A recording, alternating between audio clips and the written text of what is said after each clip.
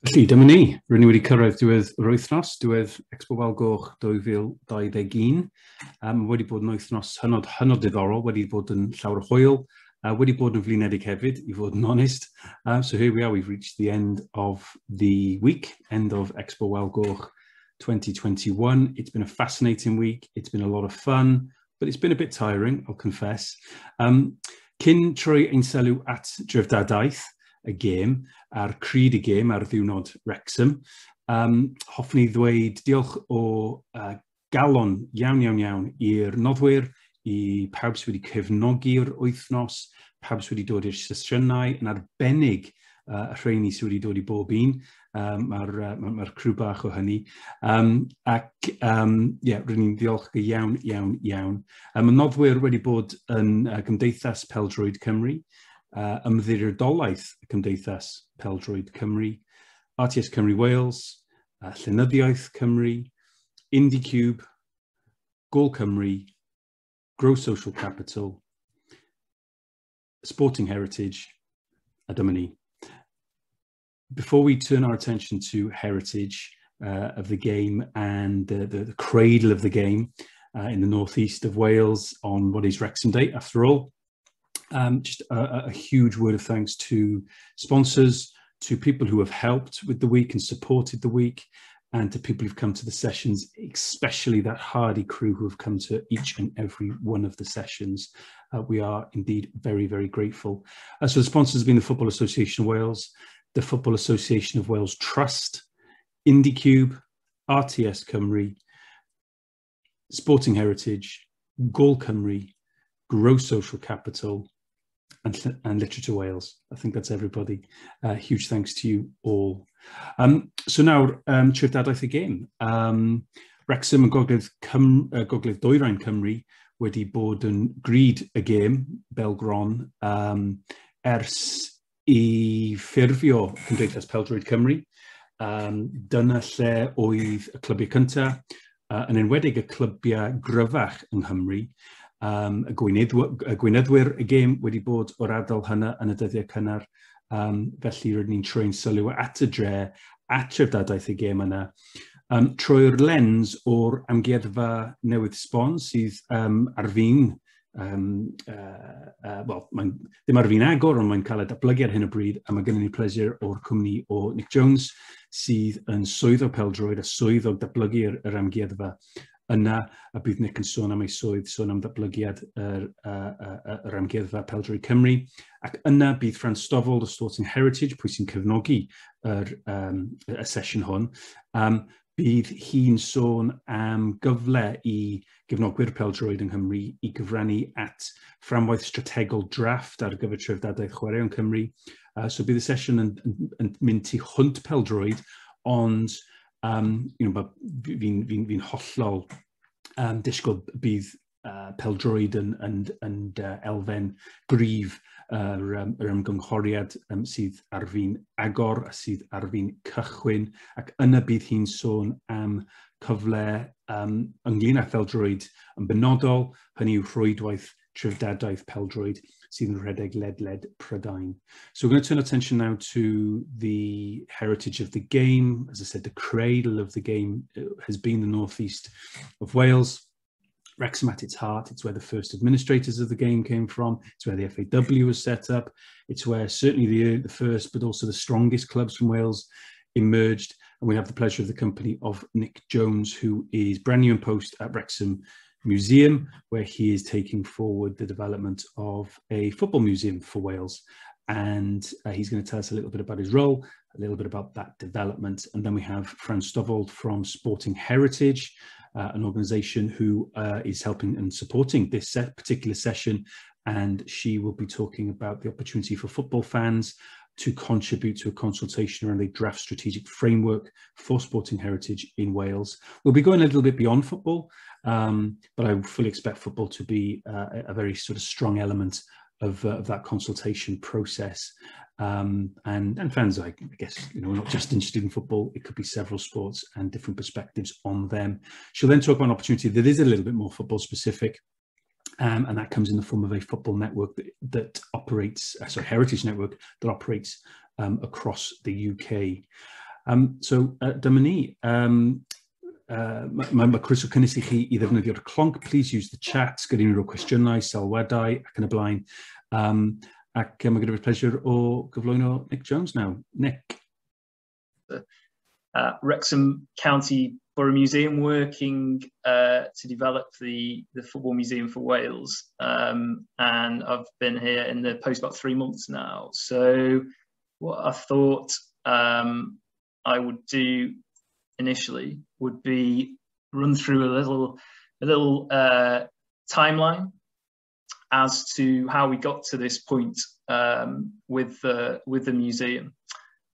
So about 20 years ago now, the Welsh football collection at the museum, which is where the idea for the museum started, really, was purchased with a HLF grant. And that collection consists of around 2,000, just over 2,000 items in the museum. So utilising that collection over the past 20 years, the museum's put on a number of temporary exhibitions, football-related exhibitions, done mainly by a colleague of mine. So a number of these over that period of time, most recently, just before the pandemic hit, one called Football Forever, introducing the story of football in Wales and Wales in football. And previous to that, I know there was an exhibition on John Charles, for example, one in 2016, just before the Euros. So there's always been a football collection presence at the museum, but not so much of a permanent presence, which is what we're aiming for in the future. So in addition to the original collection in 2006 rather, was a further purchase of the Glenda Charles collection relating to her husband John, obviously gentle giant, possibly the most famous Welsh footballer in history. So that added to the collection that we already had. But again, that was some sort of 15 years ago now. So next in the timeline, if you like, probably a campaign started around sort of 2015, a little bit before the Euros, mainly sort of Plaid Cymru-led campaign to have some kind of a national sport museum or football museum, more specifically in Wrexham. And this was debated at the Senate in 2016. From this point, we had, or the government asked for a feasibility study to be completed, which happened around sort of 2017, 2018.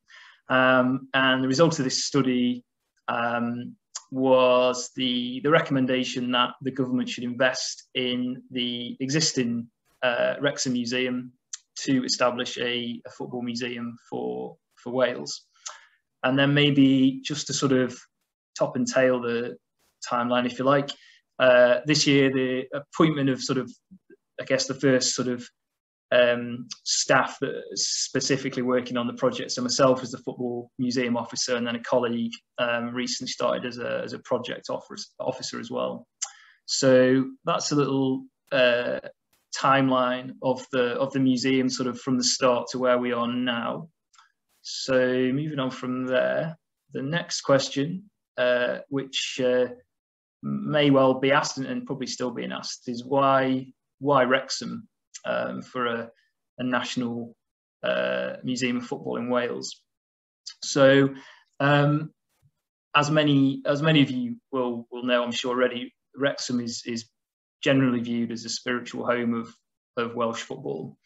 Why is this the case? Or a number of factors. So go right back to 1864. Denbighshire Cricket Club members establish a football club at the racecourse in Wrexham, and Wrexham AFC, just up the road from the museum, is one of the oldest professional clubs in the world from that point. Another point in history in Wrexham. 1876, the FAW, Football Association of Wales, was founded at the Winstay Arms Hotel in Wrexham, which is again just around the corner from the museum. Has a plaque on the wall, which I'm sure some of you have seen, to commemorate this. So why else Wrexham? I guess you also may have other sort of series of firsts in relation to football in Wrexham. So a year after the formation of the FAW, 1877, the first international match on Welsh soil takes place at the racecourse. So Wales's first ever game was in Scotland the year before, but the first home match was at the racecourse in Wrexham, also against Scotland. And this remains, as far as I'm aware, the oldest international ground in the world still in use. Now, I checked before the presentation. It's not been used since March 2019. I think that's right. The last Welsh game there against Trinidad and Tobago, if I got my facts right. And it's certainly less used as a ground for the national team in more recent times. But I think the eventual redevelopment of the Cop End at the racecourse, I think, may result, or I hope will result in more games being played there in the future. A couple of other firsts. So first Welsh Cup final hosted a year later at nearby Acton Park.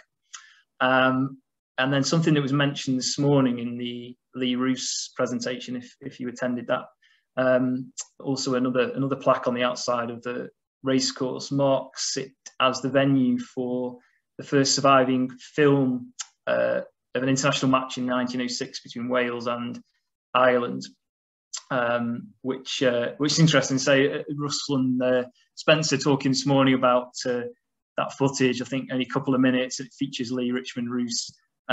So that's perhaps another first. And then I just put one at the end. Perhaps a more recent first. The first Welsh club to be owned by American film and TV stars. I think I'm correct in saying that. You might know differently, but they're some of the sort of other reasons linking Wrexham and football, essentially. So a little bit about the design of the museum. So I have to emphasise at this point that it is very much in the early stages of the project. So I can't tell you too much about how it's going to look or how it will be designed at this point, because we're just sort of getting to that moment. But Wrexham Museum itself is as Russ says, established local museum with a town centre location, which has successfully told stories of the town and local area for a number of years. And part of the museum development, if you like, is not just about establishing a football museum here. It's also about redeveloping the Wrexham specific galleries. So it's a sort of two-pronged project, if you like. So it's also about the museum that's currently here as well as the football side. In terms of the building, whether some may have been here already, the museum as itself is on predominantly on the ground floor at the moment, but there's a large amount of space on the upper floors which is just not utilised at the moment. A lot of it's storage space and office space. So the early ideas are behind converting that into the football museum, basically. So as I said, I can't tell you too much about the designs because the design team is, fingers crossed, very shortly going to be appointed. So I'm going to hope to make that announcement really soon, and then things can certainly get going in earnest, I think. And then just to say something on sort of how the museum will work, or how we want it to work, it's certainly very key for us to engage with a whole range of people, really. Football stakeholders, clearly, very much so with the fans of the game, and communities, because we want to establish a museum that is going to be fully representative of football across Wales. So, essentially, from the very grassroots to the national team at the top, that's going to be key, and it's really important to us. So what I thought I would move on to now is seeing as we're in as I'm in the museum now, and we have this collection and not necessarily have much of it on display at the moment, I thought I could talk a little bit about what we have at the moment, and then perhaps try and show you some items on camera as well if I can.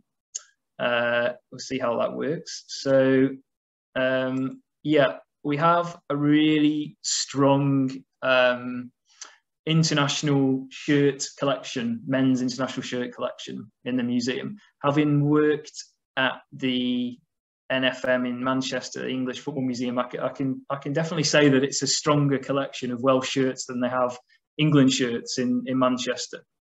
I was pleasantly surprised by what I found, I guess, when I came here. So I'm gonna do the curator thing first of all, putting my gloves on if I'm going to handle a few things, just so I'm not letting the side down on camera. So a couple of international shirts that are key in the history of the national team, if you like. So the first one I was going to show. Apologies for a bit of to and froing on camera. Hopefully this comes across a little bit here. This is the shirt from Wales's first match in the World Cup 1958 against Hungary. So this was Mel Charles who wore this shirt in the match, if we can see that. Sorry to interrupt, Nick. Are we at liberty to take pictures of these when you hold them up? I think so, yeah. So why not? Yeah. I just know someone who's he's very poorly at the minute, and he's an absolute geek around all things to do with shirts. Well, I know a few geeks around shirts, but I know one in particular, and he's very poorly. So I was going to take a couple of pictures if that's okay. Okay. Yeah. No, I don't think that's fine. Do you mind showing that one up again then? Yeah, sure. Sorry. No, it's okay. Host prerogative.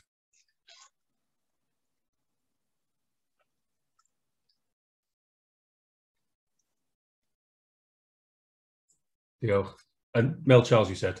Mel Charles, yeah, 1958. So yeah, obviously key date in the Welsh football history. And then there's another one that's perhaps not from such a maybe happy time, should we say? This is a Paul Bowden shirt from the '94 World Cup qualifying campaign. Which obviously ended not in the way that was hoped. And this is from qualifying game against the Faroe Islands, and not the Romania game, the Faroe Islands. Okay, so they're just a couple of shirts that kind of represent events, dates in history, if you like. And I think the other part of shirt collection, I mean, massively so in the last few years, is the design element to it. And again, I think Wales is really good in the history of the Welsh international shirts and the design aspects to them. I think there's some fantastic examples. So I thought I'd show a couple of these. Now, undoubtedly the classic, I would say, would be this one here, I think.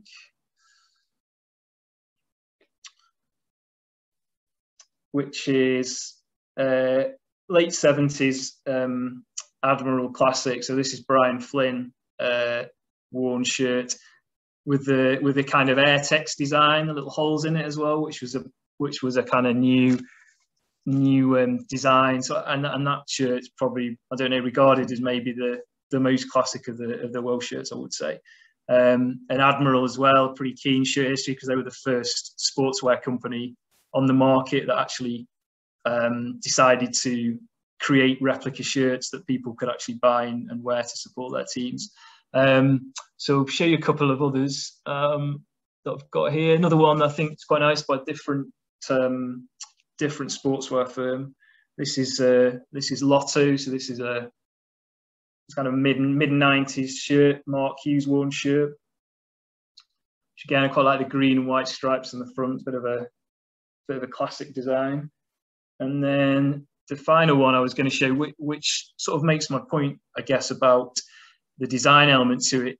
To look at this shirt, it has no Welsh link, it has no Welsh badge or Welsh colours, but if you see the design, this is why it might be classed as, well, I don't know about classic, but it's it's an interesting design. This is a Southall goalkeeping shirt from the mid-90s. The pretty funky design pattern on it.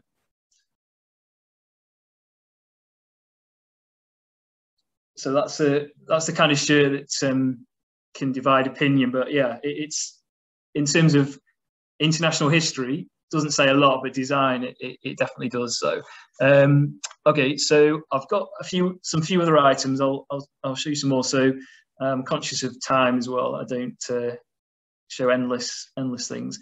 Caps would be another one, which are really good in sort of highlighting the breadth of international players in Wales history. So you have, first of all, which is a relatively new thing, I think, is awarding a golden cap to players that had 50 or more caps.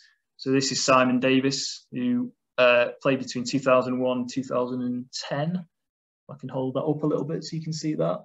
So 50 plus caps for these players. And then going back a little bit further in history, this is, I'm checking my notes through my Fred Cook, 1925, who only won a handful of caps. And this is one of his from that period. Okay. So yeah, specific events.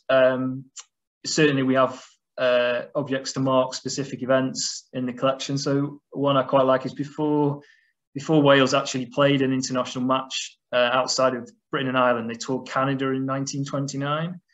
And this badge is from that match. And I'll try and get it close so you can see. Oh, where's my camera? Hopefully that shows up a little bit. It's quite nice. It's got the Welsh leek and the Canadian maple leaf on, which I think is quite nice. Hopefully that came through there. So objects marking specific events, also specific people. A couple of examples there. We've got quite a lot of things from Ted Robbins, who was the longest serving FAW secretary, and also one from Mervyn Griffiths, which I quite like, who's a referee, and I think they can often get overlooked in football collections, actually. And again, if I've got my facts right, I believe he's the only Welshman to date to appear in a World Cup final, because he ran the line in the '54 final, I think. So again, I'll try and hold this up. This is his medal from that final. Might be tricky to see. Turn it around so you can have a look. There we go. That's Mervyn Griffiths. Okay. And then, so what else do we have? Just a couple more things I pointed out. So strong program collection. So just a couple of examples I've picked out. This is 1958 World Cup, again, Mexico. Quite a nice design as well. And then one that features sort of Wales more prominently. This is from the qualifying campaign against Israel for the '58 World Cup. And then final thing I was going to show, you can't forget kind of merch, I think, in all this. So the club shop buys, the fan items, the fan memorabilia. So I just picked a few of those out as well. We've got, as it's a Wrexham theme, quite a nice homemade rattle painted in the Wrexham colours, which I'm sure would have been used on the terraces at some point. And then finally, the classic cuddly toy, the Wrexham Robin as well, which is quite a nice item with a bit of a classic Wrexham FC shirt on as well. So stuff like that, I think, is really key for storytelling, because there's often personal stories related to objects, those which we would look to have in the museum. So just moving on from what we have, what do we need? What gaps in the collection do we have? Because that's really a key part of my job, is to build the collection. We have a good collection, good kind of starting collection, but there are definitely quite a lot of holes in it, which we'll need to build and fill before we can establish a museum. So just to say a little bit about those. So football league teams in Wales, because of where the museum is located, it's maybe not surprising to know that there's a bit of a Wrexham bias in the collection. So not so much for Cardiff, Swansea, Newport, Merthyr, but also some of the teams that did play in the Football League that don't anymore, for example, Aberdare. So not a huge amount of items related to those clubs or to the National League clubs either across Wales. Again, that's something we need to build on. I think football stadiums, again, in Wales, the history of, again, there's a bit of a Wrexham racecourse bias. So particularly interested in the National League grounds, amateur grounds, grassroots grounds, and also I think lost grounds as well. There'll be many grounds that we use that are not used anymore and not there anymore, and what's the history with those. One thing you may have probably got from the stuff I showed is that there were no women's items in the objects I held up. I would have loved to shown some, but we have very few items in the collection at the moment related to the women's game, so that's definitely a key area for building the collection at the moment, because we really do have very few at the moment. Another side of collection, or football collection, which is maybe not as obvious as the things like shirts and medals that you tend to think of, is art and decorative art. The NFM in Manchester had a collection called the FIFA collection, which was specifically objects like that, ceramics and art. And there can be more that you might expect related to football. So that's certainly an area that we might be able to look at and build. And then just a few more things. The fan material culture, which I touched on with the rattle and the robin, it is definitely key. So things like the common things associated with match attendance that people tend to pick up when they go to a match, or a ticket stub, programme, something they bought from the club shop, all those can tell a story. But also the real sort of personal, unique memorabilia. So I mean, like the rattle that I showed, put here like a cup final scarf that member of your family maybe knitted for you for your trip to the final. These things are kind of unique and they're personal, and they all have stories attached to them. And they're the kind of things that we need to have in the collection as well. And then just the last two, not something that is much in the collection either, is things like film and photographs that we can actually necessarily freely use or even hold copyright for. So that's something that we might be able to look at and build possibly. And then something that, again, I know Russell mentioned this morning in the Richmond Roos presentation, was the oral history, which I think is definitely another area I'd like to look at as well. And again, that was something when I was at the Football Museum in Manchester they'd just begun to look at really. But it's a big area in terms of interviews with lots of people involved in the game, and can we capture these memories and these people, in some instances before it's too late. So I think that's again a big area that can be looked at in the future. So yeah, that's kind of mainly the areas that I was going to kind of mention and talk about today, just to give you a bit of an idea about where we are with the project, what we hold in the collection, and what we're looking to acquire going forward. And as I said, in terms of design and how it'll look and how it'll come together, that's all going to start happening very soon, I hope, with the appointment of the designers. So yeah, just to finish off, just the social media there for you, which we just launched this week actually on Wednesday. Twitter and Facebook, Instagram to follow next week, I think. So give us a follow.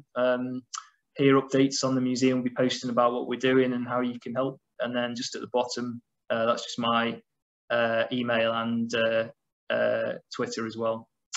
So thanks everybody for your attention. Yeah, and any questions, I guess, or comments, I'm happy to receive. Thanks.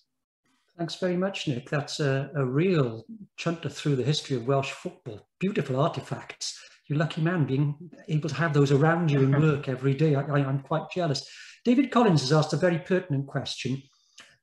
He says, is there a process by which people might be able to offer things to you? On the back of that, I've put in the chat there, when we've been discussing this, I'm wearing my Cardiff City Supporters Trust hat here, in Cardiff. Cardiff Rugby have done some fantastic stuff with their online digital museum, so that you actually loan some stuff if you don't want to give it away. They photograph it and catalogue it, and they put it online, and you can actually go to their website and look at whatever you want. But first things first, have you got a process whereby people like David, who must have a massive library of stuff, maybe he doesn't want it, maybe he wants you to record it for him. Is there a process? Yeah, I mean, at the moment, the process is pretty much drop me a line or an email, get in touch, and I'd be interested to hear, basically. Yeah, I mean, eventually we'll establish a process online. But yeah, at the moment, it's very much getting in contact with me, particularly, or the museum. I'd be interested to hear in anything really Welsh football related. Museums tend to work in a couple of ways in terms of collecting. So if you're lucky, you might have some budget to buy things, although generally museums don't have huge budgets. Obviously, donations as well. Museums would rely on people donating items, but also an option is always for people that have things that don't necessarily want to give them away permanently, but would be happy to display them, would be loans to the museum as well, which can always be facilitated. So yeah, I mean, I really say at this moment that do get in touch with me or with the museum with things that you have that you think might be of interest, and we go from there, really. Russell's just reminded me of something I might be able to give you, which is our No Team GB banner, which incurred the wrath of Craig Bellamy before the game against Mexico at the MetLife Stadium in New Jersey.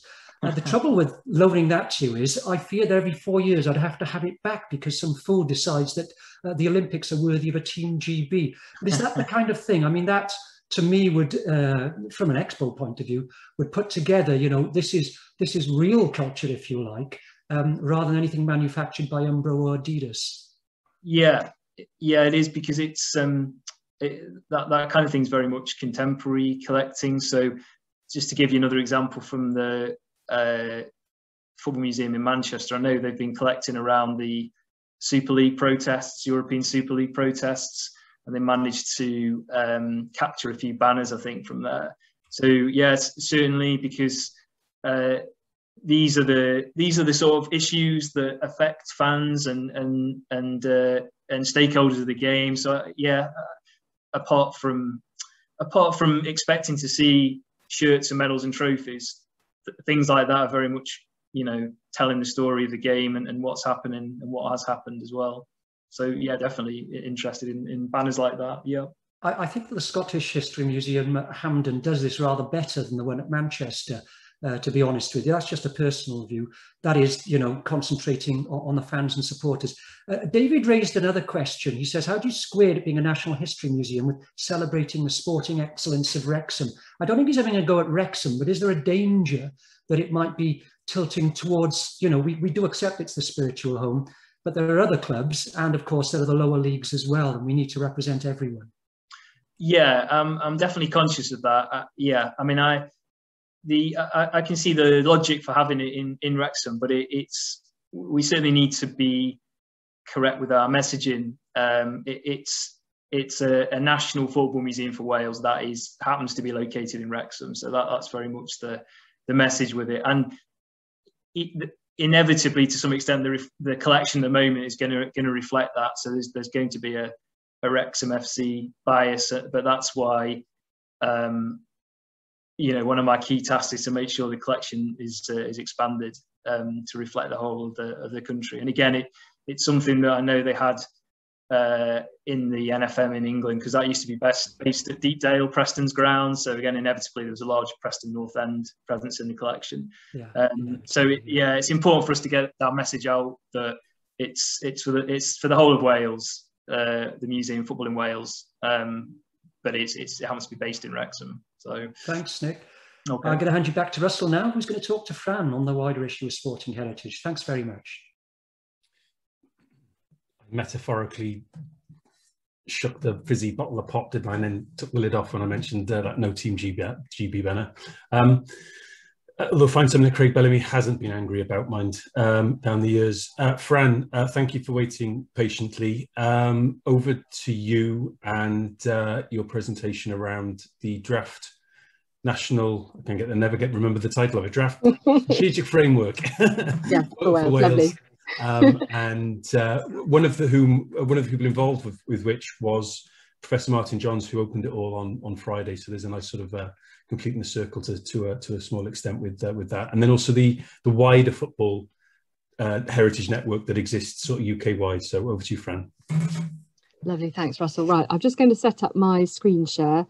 And while I do, I can tell, yes, I am an interloper from over the border. So I'm saying hello from a rather wet and cold Brighton on the south coast today. So, so as Russell introduced, my name is Fran Stoward. I'm the Workforce Development Lead from Sporting Heritage. I'm going to give you a little bit of background around our involvement with the national framework, and then go on and talk about our networks and how they can support you in your football work, but also some of the other things that we can do as an overall organisation. Right. To move on. So for those of you who don't know who we are, Sporting Heritage is a UK-wide network. We're a not-for-profit organisation that helps organisations of any size and scope. We're not, although we have our feet sort of in the heritage sector, we look broadly outside of it for most of our work. So we work with anybody who has a sporting collection, whether that's a tangible or intangible collection, and we'll come in to talk about that in a little bit more detail. But our overall aim is the collection preservation, enabling more access and research of the sporting heritage in its broadest sense. And I thought I'd start by showing you this short film. It's just over a minute, which sort of gives you a really good sort of overview of our work. So I'll just let this run.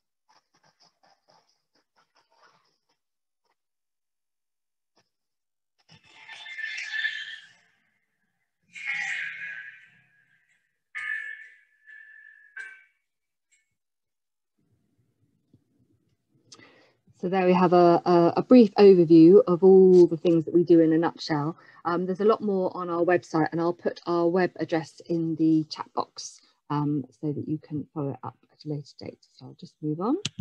Oh, there we are. So focusing on things a bit closer to home for you, looking at how we've been involved in the development of the national framework for a national framework for Wales for sporting heritage. Just to give you a little bit of background. So I think even, I think Nick touched on this as well. So there was a feasibility study that was out in 2017-2018, out of which one of the key recommendations was the work that Nick's been talking about the development of a national museum for Wales for football. But one of the other key recommendations, looking more broadly at sporting heritage, was that a specialist panel should be brought together to lead on a national framework, looking at sport in its broadest sense across the whole of the country. Out of that report, we knew that there was no clear understanding of where collections are held. Quite often when we talk about collections across a wide geographic area, there are lots of collections that are hidden either because they're in private collections, personal collections, or there are collections that are in store that haven't been out if they're in an organisation such as a university or a museum or an archive, or things that aren't promoted. So there are little pockets that are hidden. It's very difficult to get an overarching feel for where all the material is held. And I think this is particularly true of sporting heritage collections. Sitting alongside that, it's very difficult if you don't know where the collections are to really get an understanding of all the different sports that are covered. Russell touched on it when he talked about his work with sporting heritage. There's so many different sports that come under the sporting heritage umbrella. We're working hard as an organisation in our own right to try and map that, but it's something that's particularly pertinent for the Welsh sporting heritage collections. And if you don't know those first two items, it's very difficult to assess what risks and opportunities there are. Too often you hear about stories of somebody who may, the classic one is somebody who's passed away, and only too late have you realised that they had a collection that's either been put into the skip or sold at auction or broken up in a way that you'll never be able to bring that information or that heritage back together. And there are opportunities to connect collections as well as trying to mitigate against those risks. Quite often we talk about collections, particularly for team sports, where players have moved on from club to club, that there's a link between those two clubs where one player has played. And if you can't map where that information sits, you're losing out on possibly quite vital connections that would add to the story either of that club or the player or just the nature of the game. So the result of having this sort of quite patchy knowledge and understanding of sporting heritage across Wales, and it's true for some of the other home nations as well, is that so many rich and diverse stories are being hidden from public view and sometimes aren't even apparent to organisations and collectors who hold the material. So we acknowledge that sporting heritage is often held outside of the heritage sector. As I say, sporting heritage as an organisation, we have our feet sort of rooted in the heritage sector, but we're very aware that so much knowledge about sporting heritage is held at club level, within the national governing bodies of sport, or within the fan base. So they are not naturally within the heritage sector. So we don't ever be put off by the fact that we use that term heritage, because we're trying to use it in the broadest sense possible and trying to reach out to where all these sort of pockets of information and knowledge might be held. As I say, that specialist knowledge often sits with people outside of our sector, so we're always looking to make connections and make partnerships, and that's something that again is particularly pertinent for the heritage in Wales.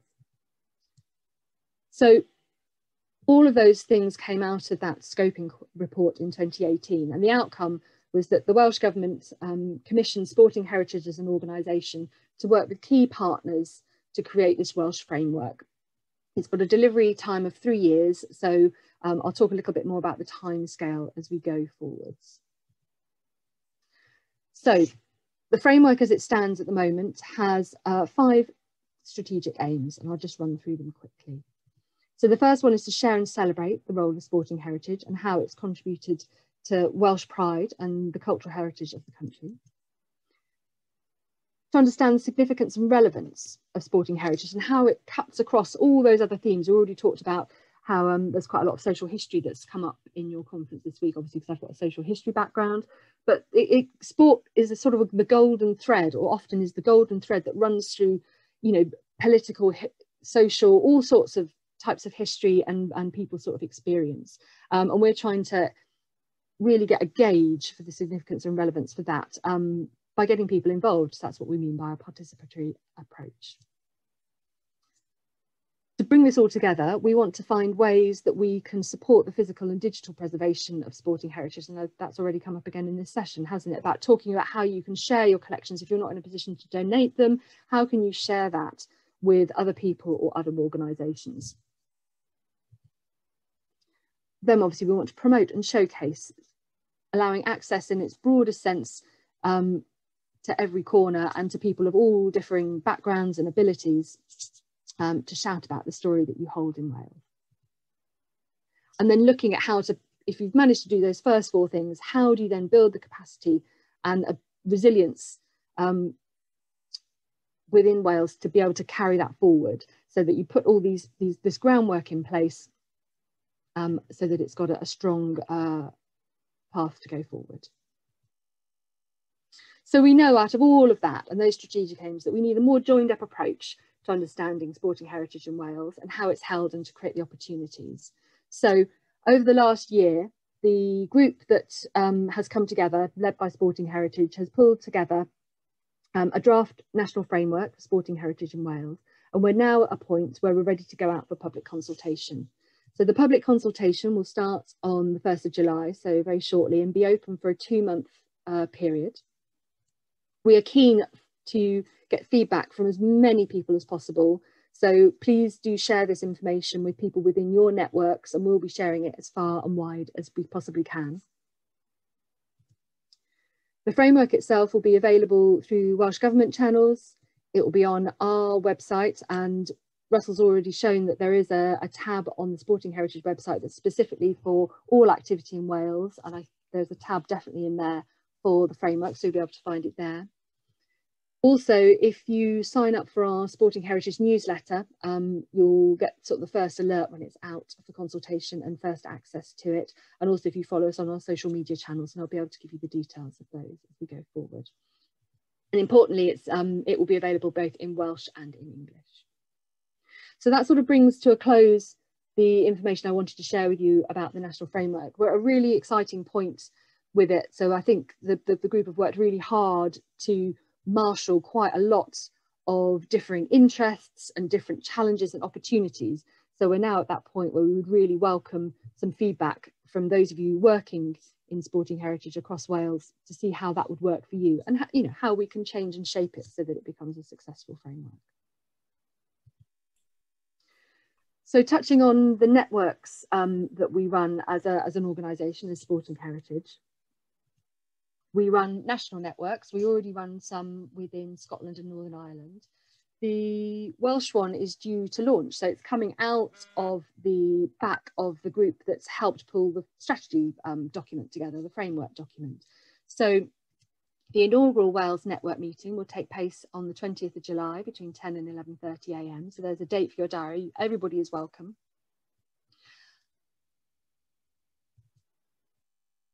Actually, before I talk about the subject-specific ones, I should say the inaugural meetings for the Welsh network will be, obviously, because it's within the consultation period of the framework, we'll be looking at the framework in detail and looking at how we can actually get it up and running, and looking at the sort of feedback that's been coming back during the consultation period. We also run subject-specific networks, and the key one, obviously, to say for today's event is that we run a football network. The Football Network is one of our newer subject-specific networks. We also run one around national collections for sport, and there are others that are in the pipeline. So our National Football Network has only been running for 2 meetings. We meet quarterly. So our next meeting is due, so our 3rd meeting will be due in September. If you'd like to join either of those networks, please do drop me a line. The Football Network, I should say, is a UK-wide network. But we're very aware we have quite a large membership for the Football Network. So we are looking at, within each of the UK-wide meetings, having nation-specific sections. So it's almost like having nation-specific breakout rooms where you'll be able to talk about things that are specific to what's going on in Wales. And obviously a lot of that will revolve around the material that Nick has talked about the development of the Welsh Football Museum, but not to the exclusion of how we could support and help those of you who are working at club level or aren't necessarily as involved with the national development. So don't feel that it's all going to be about the National Museum. There will be balance in all things. So as I say, if you'd like to join either of those, do please drop me a line. Sporting Heritage would also really like to help you shout about your collections and promote them. So this is a screenshot of the collections part of our website. As you can see, every little orange marker is a sporting collection. So we're busy trying to map collections, as many collections as we can. There's definitely plenty of scope for more in Wales. So if you search collections on our website, there's a whole full listing there. And then it's very simple to add your own collection. You can be as big or as small as you like. There's no criteria that you need to fulfill to have your collection listed on the site. So if I show you the next screen, so there's a very simple online form that you can fill in, and we will then happily list your collection, point people towards you, make links between you and other collections, just so that we're very keen for people to be able to get that full scope of what's going on in Wales, so that nothing's lost from the sort of the sporting heritage record. The key thing that's coming up for us after, obviously we've got the framework consultation going on at the moment, but for us as an overall organisation is our flagship campaign, the National Sporting Heritage Day, which is on the 30th of September every year. So I thought I would play this short 30-second film which launches the campaign. So I'll just get that running now.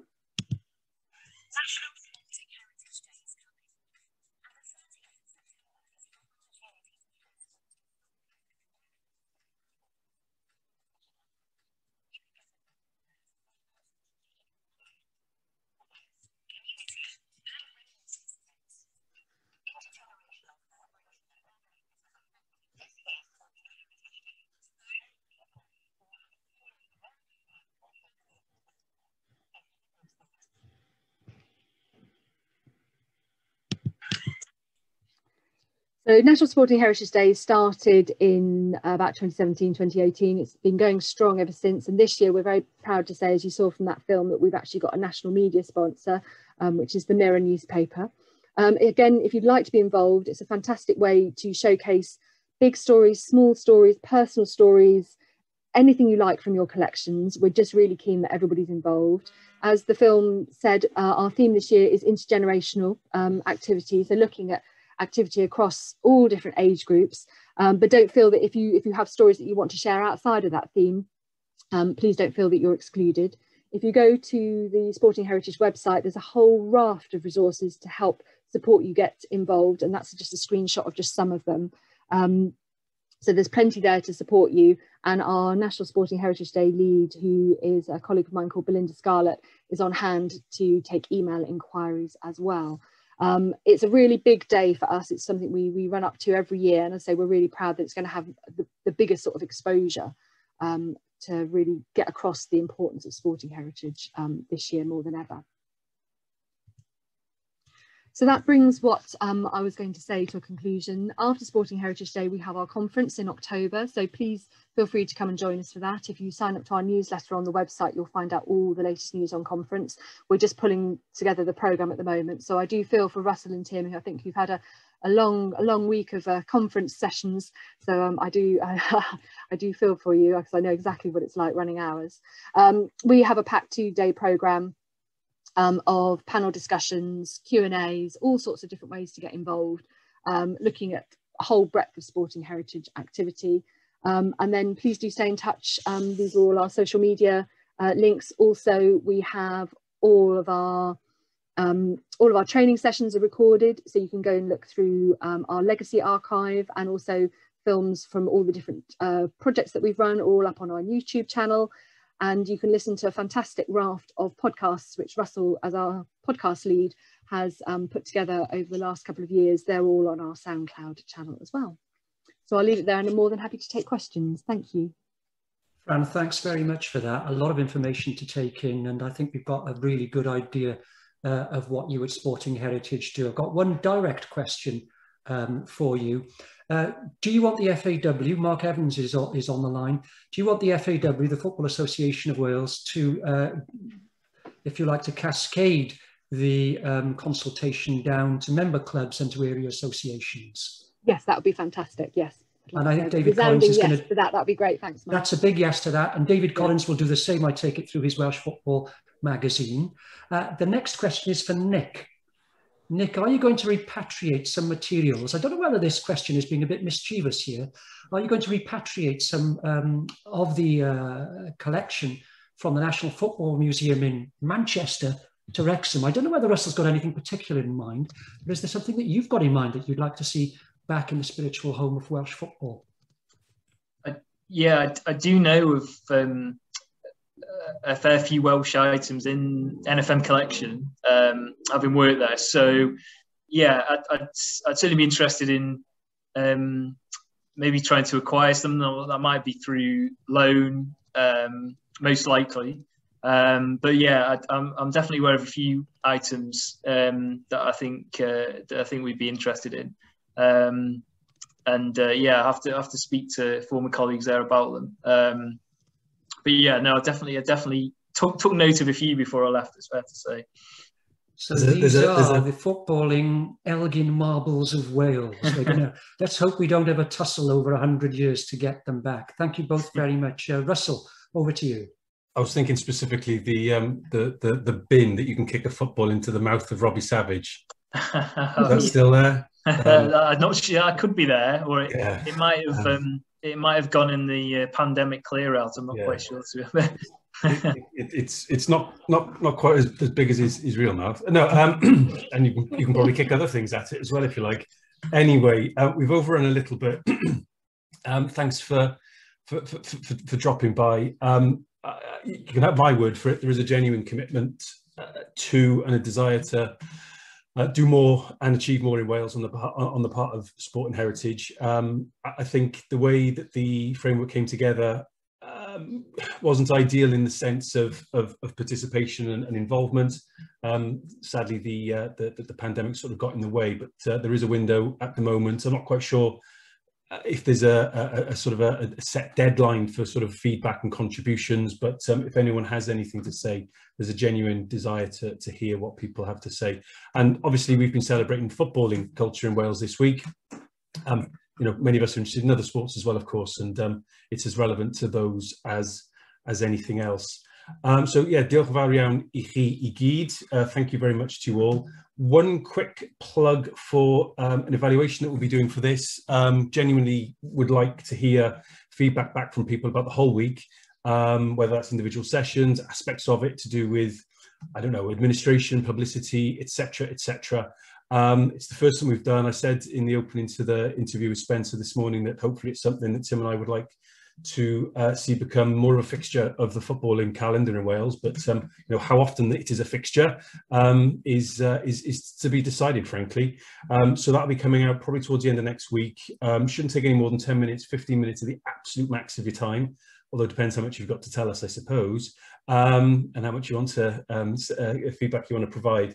But we would genuinely would be grateful for that. And more broadly speaking, just please keep in touch. I think you've probably got all of our contact details by now. So unwaith eto, diolch o galon I pawb sydd wedi cefnogi a noddi yr holl wythnos, Cymdeithas Pêl-droed Cymru, ymddiriedolaeth Cymdeithas Pêl-droed Cymru, Sporting Heritage, IndieCube, Grow Social Capital, Gôl Cymru, RTS, Cymru Wales, Prifysgol Metropolitan Caerdydd, hefyd. Thank you to all of those sponsors, including the FAW and the FAW Trust. I think all of the others were in English as well, weren't they? So thank you to all of those. Diolch y Euros, diolch y gêm gyfeillgar os ti'n mynd fori, pob lwc i'r tîm, pob lwc i'r menywod sy'n chwarae wythnos nesaf, pob lwc i'r Under 21 sy'n chwarae heno, fi'n meddwl, hefyd. So amser hynod brysur. Good luck to all of the teams playing. Good luck to the Euros, obviously. Enjoy the Euros. Enjoy safe travel if you are venturing anywhere outside of your milltir sgwâr, your square mile. And hopefully we'll see you again. If not at one of these, certainly at a stadium, because I believe there's been an announcement today about football stadium or sports stadium and outdoor congregations in Wales, which is about time. So thank you, Fran. Really grateful for your time. Thank you to you, Nick, as well. Good luck in the rest of the time in the role, in the job. Got a mountain ahead of you, I think, but there's a lot of people that are wishing you well, and I think that's a genuine point to make and to raise as well. Anything else, Tim, in arall? No, I think you've covered everything. Just thanks to everyone who's contributed, given up their time freely. We've had a great attendance. Just for your records, we had more than 160 delegates at this. That's the online version. Let's see if we can do that face-to-face sometime in the future. Pob hwyl I Gymru fori, a pob hwyl I Gymru yn yr Ewros. Diolch o galon I bawb sydd wedi cyfrannu at yr Expo cyntaf yma. Diolch yn fawr iawn.